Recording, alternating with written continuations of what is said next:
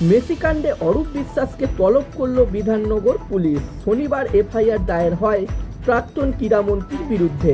4 June বৃহস্পতিবার তাকে হাজিরার নির্দেশ দেওয়া হয়েছে। যুবভারতীতে লিওনেল মেসির অনুষ্ঠান ঘিরে বিশৃঙ্খলার জেরেই শনিবারে তার বিরুদ্ধে এফআইআর দায়ের হয়েছিল।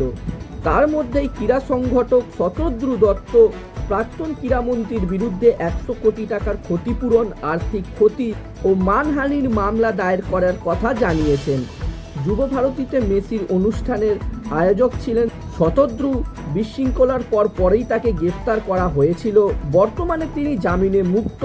তারপরই শতদ্রু অরূপ সহ কয়েকজনের বিরুদ্ধে থানায় অভিযোগ দায়ের করেছিলেন। শতদ্রু সেই অভিযোগের ভিত্তিতে শনিবার এফআইআর করে বিধাননগর দক্ষিণ থানার পুলিশ।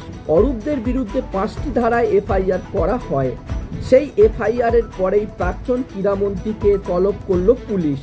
যদিও ইতিমধ্যেই গ্রেপ্তারির আশঙ্কায় আগাম জামিন চেয়ে আদালতের দ্বারস্থ হয়েছেন অরূপ বিশ্বাস।